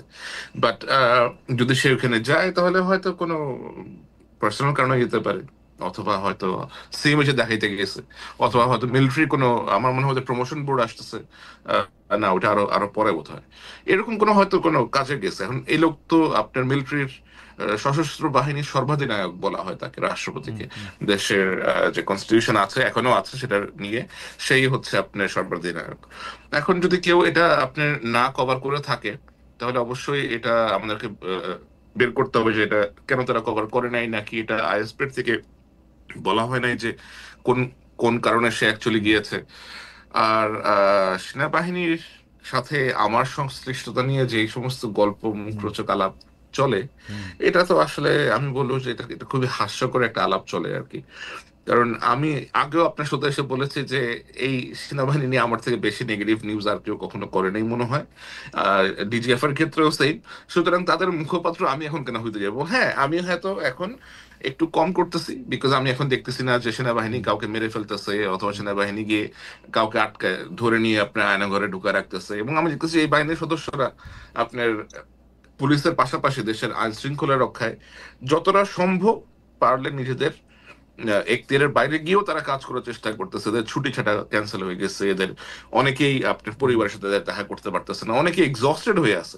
তো এখনো যদি ক্রমাগত কোনো উল্লেখযোগ্য কারণ ছাড়া আমি সারাদিন এদের বিষয়ে আপনার না,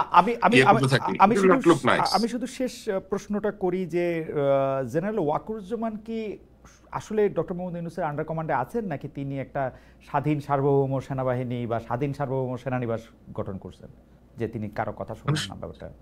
না, এখন সেনাবাহিনীর প্রধান যিনি হন, সেনাবাহিনীর প্রধান তো তার নিজের যেই রাইট আছে সেটার মধ্যেই থাকবেন, এবং উনি যদি ওই ধরনের বেয়ারা টাইপ হতেন তাহলে ততদিন আমরা অন্য রকমের পরিস্থিতি দেখতাম বাংলাদেশে। আমরা তো ওরকম কোনো পরিস্থিতি এখনো দেখছি না বাংলাদেশে। উনি ওনার জায়গাতে আছেন, whenever he feels like. আমার মনে হয় উনিকে দেখা করেন, কিছুদিন আগেও দেখলাম যে দুজনে বেশ হাসাহাসি করতেছে কোনো এক ঈদের প্রোগ্রাম, উনি ওনার ওয়াইফ নিয়েও গেছেন ওনার সাথে দেখা করতে।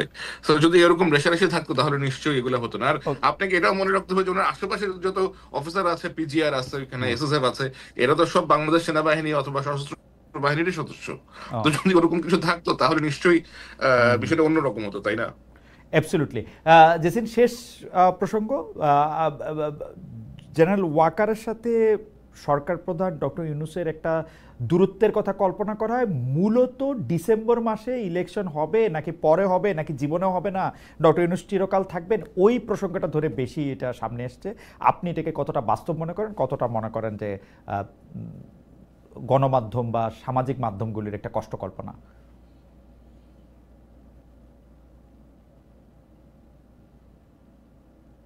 এটা তো একটা আসলে অ্যানালিটিক্যাল একটা জায়গায় যেতে হবে। এটা কল্পনা মানে আমাদের একটু অনুমান করেই বলতে হবে, কিছু ইনফরমেশনের উপর বেস করে।